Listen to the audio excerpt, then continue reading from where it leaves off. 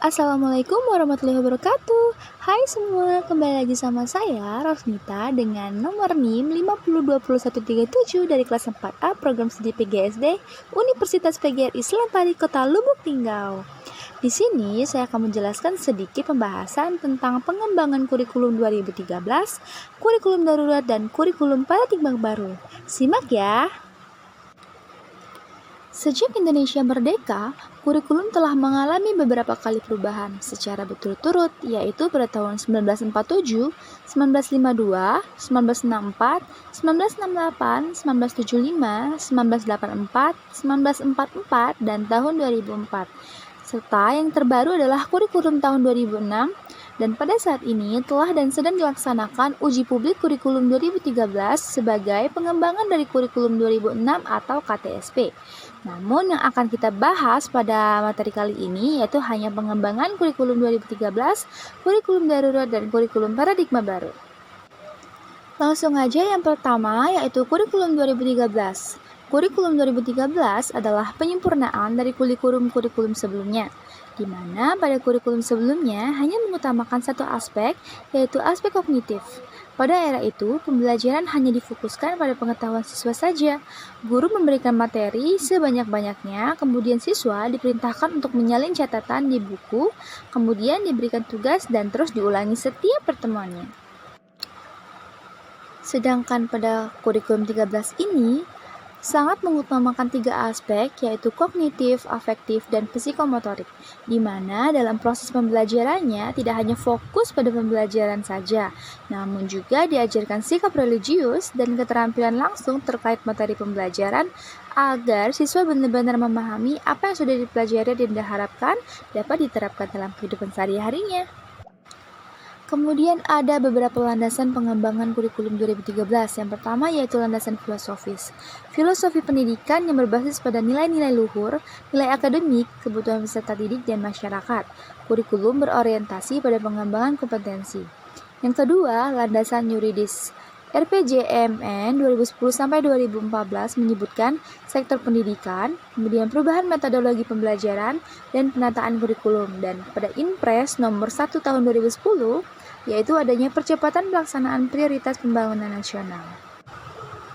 Kemudian ada aspek pengembangan kurikulum yang terakhir yaitu aspek konseptual, yaitu menyebutkan bahwa ada relevansi, model kurikulum berbasis kompetensi, kurikulum lebih dari sekedar dokumen, proses pembelajaran, penilaian, kesesuaian teknik penilaian dengan kompetensi perjenjangan penilaian.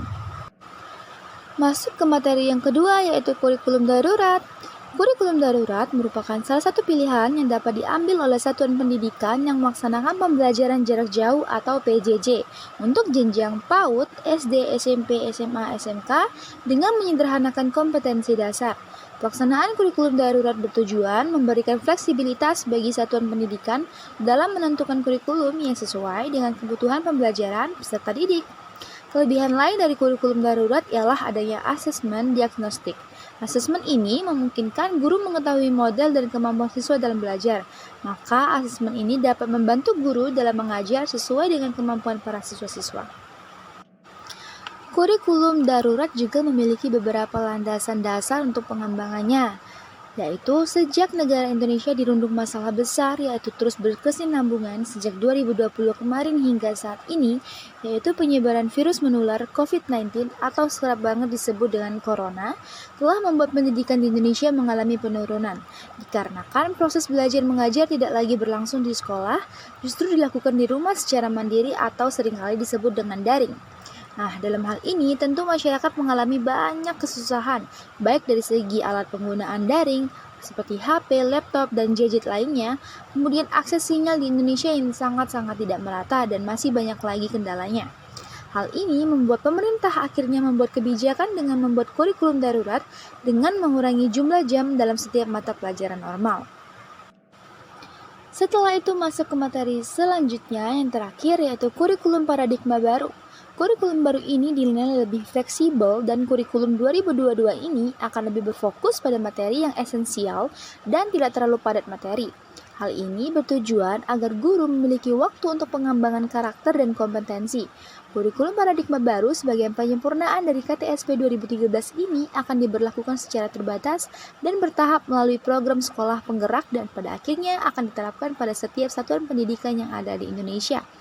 Kurikulum 2022 akan ditetapkan mulai tahun 2022 sampai 2024. Kementerian Pendidikan, Kebudayaan, Riset dan Teknologi Kemendikbudristek memunculkan kurikulum baru sebagai penyempurna dari kurikulum sebelumnya serta sebagai pendukung program pemulihan pembelajaran menanggapi terjadinya lost learning di Indonesia.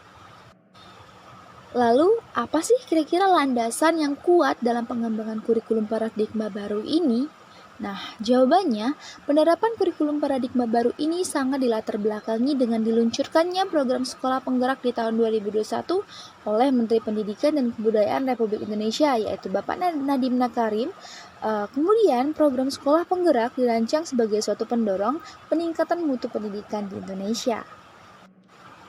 Selanjutnya ada juga yang namanya rasiologis pengembangan kurikulum dari kurikulum 2013 sampai kurikulum paradigma baru. Yang pertama, untuk kurikulum 2013, kurikulum yang lebih menekankan pada 3 aspek yaitu kognitif, afektif, dan psikomotorik.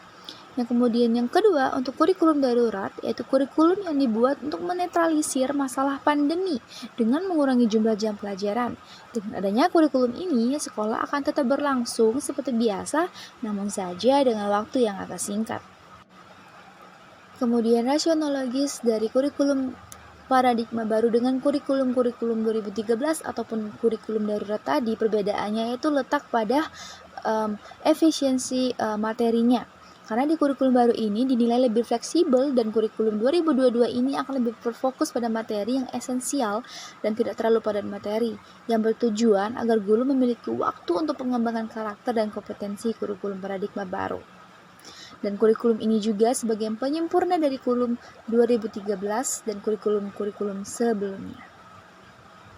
Baik teman-teman, itu saja yang dapat saya sampaikan. Jika ada salah kata dalam mengucapkan saya mohon maaf, kepada Allah saya mohon ampun. Ketemu lagi di next episode. Saya Rosnita pamit undur diri. Wassalamualaikum warahmatullahi wabarakatuh.